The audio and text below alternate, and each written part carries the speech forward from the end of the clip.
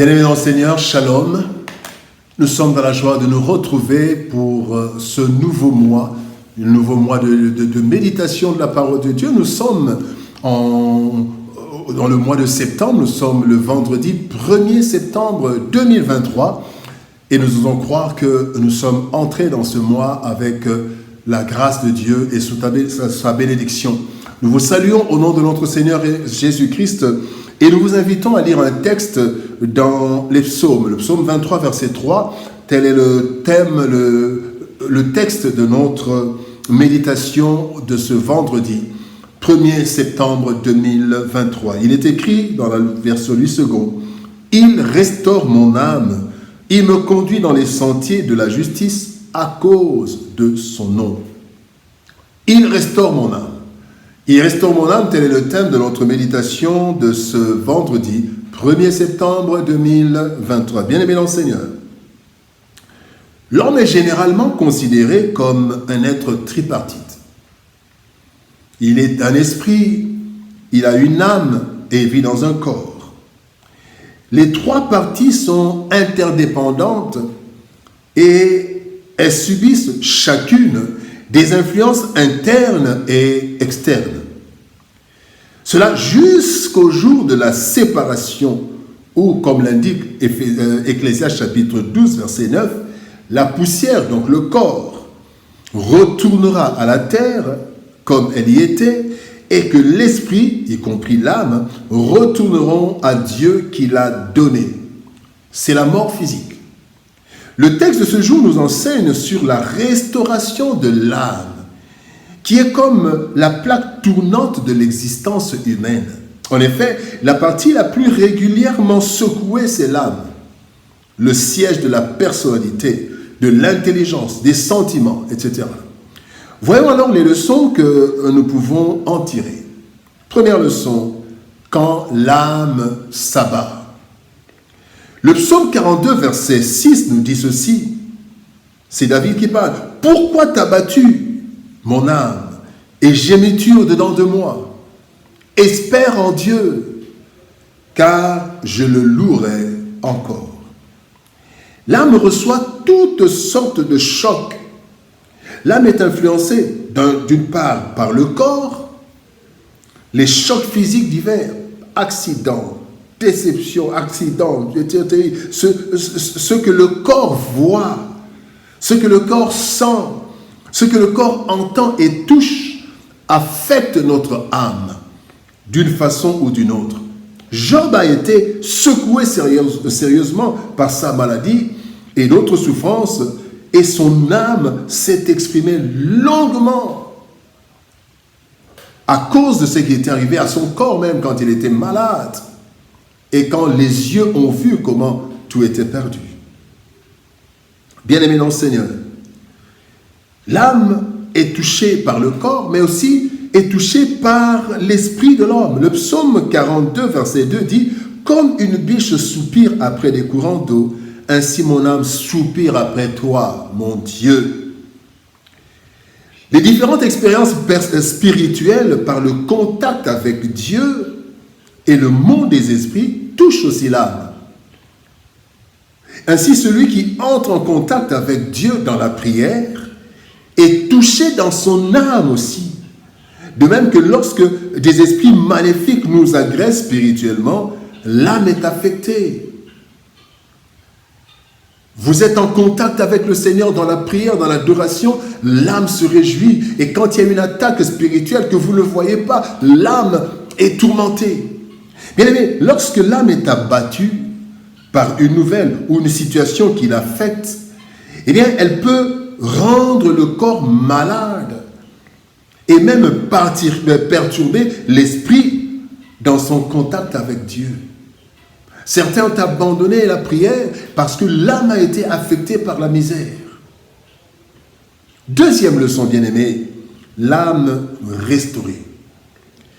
Ésaïe chapitre 58, verset 11 nous dit « L'Éternel sera toujours ton guide. Il rassasiera ton âme dans les lieux arides et il redonnera de la vigueur à tes membres. » Bien-aimé dans le Seigneur, sans une âme restaurée, l'homme se perd et peut causer d'énormes dégâts à son détriment ou au détriment des autres, en commençant par son entourage direct. C'est là que Dieu intervient directement ou indirectement pour restaurer l'âme. Dieu intervient par sa parole. Le psaume 19, verset 8 nous dit « La loi de l'Éternel est parfaite, elle restaure l'âme ». Dieu intervient pour restaurer notre âme à travers une intervention particulière, quelque chose qui arrive de bon dans notre vie et nous sommes restaurés. Jacob croyait que Joseph était mort, mais quand il a vu les chars, son âme s'est réveillée. Et le Seigneur réveille, il restaure nos âmes par certaines situations qui nous arrivent. Le Seigneur intervient directement par un témoignage. Vous êtes l'âme est abattue et vous entendez un témoignage d'une personne qui était dans la même situation que vous, mais qui a été restaurée, et l'âme aussi est restaurée. Et le Seigneur intervient aussi par notre esprit, à travers la prière. Vous êtes abattus et quand vous priez, Asaph dit dans le psaume 73, il dit quand il est entré dans le sanctuaire, il a été restauré dans la prière. Une âme restaurée, bien-aimée, redonne la force au corps et à l'esprit de l'homme. L'âme bien-aimée d'Élie a été restaurée par l'Éternel. Et il a eu la force de marcher encore et encore jusque là où il devait arriver. 1 Roi chapitre 19, versets 7 et 8. L'âme restaurée. Troisième leçon, bien-aimée, dans les sentiers de la justice. Dans les sentiers de la justice. Bien-aimé, la Bible nous dit, dans le Proverbe chapitre 2, versets 7 et 8, « Il réserve des saints conseils pour les hommes droits. Il est un bouclier pour ceux qui sont attachés à lui. » Oui, il est un bouclier. Dieu est un bouclier. Bien, le bon berger, bien-aimé, le bon berger nous conduit dans les sentiers de la justice à cause de son nom. Il connaît les chemins sûrs par lesquels nous devons passer durant notre pèlerinage. Le monde, pourtant, nous présente une panoplie de chemins, les uns plus faciles que les autres, mais en réalité, les uns plus dangereux que les autres, et parfois même destructrices. Proverbe 14, 12 nous dit « Telle voie paraît droite à un homme, mais son issue, c'est la voie de la mort. » Lot en a payé le prix. Il a vu comme le jardin de Dieu, mais il n'avait pas été conduit par Dieu. Bien-aimé dans le Seigneur, Dieu, quant à lui, veille sur nous et nous montre le bon chemin qui causera moins de tort à notre âme. C'est ainsi même qu'il a fait passer Israël par un chemin détourné, quand vous lisez dans Exode, chapitre 13, il dit qu'il a fait traverser, il a fait prendre un long chemin pour qu'Israël ne voit pas des combats, des guerres, et qu'il puisse fuir et rentrer en Israël, en Égypte. Bien-aimés, à travers la parole de Dieu, à travers l'intimité avec Dieu, Dieu nous conduit et écarte même les risques d'égarement, ainsi qu'il est écrit dans Ésaïe chapitre 35, verset 8, où il est dit « Il y aura là un chemin frayé, une route qu'on appellera la voie sainte, même les insensés ne pourront s'y égarer. » Ésaïe, bien-aimé, Ésaïe chapitre 35, verset 8. Lorsque notre âme est abattue à cause des différentes pressions de la vie, tout l'être est secoué. Et cela peut affecter et le corps et l'esprit. Le Seigneur, voulant que ses enfants, bien-aimés, ne tombent pas en chemin, restaure l'âme du juste et ne s'arrête pas là, mais il dirige l'homme sur des chemins sûrs pour que l'âme, le corps et l'esprit ne puissent pas être détruits. Il restaure nos âmes. Prions. Père, merci pour ton amour et ta bonté, merci pour ta grâce. Merci Seigneur de restaurer nos âmes abattues par plusieurs problèmes.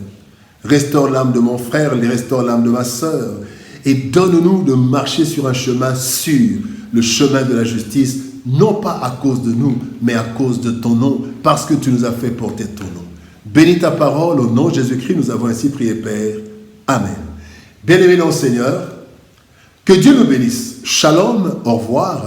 Et par la grâce de Dieu, nous nous retrouvons la semaine prochaine. Bon week-end, shalom, au revoir et à lundi.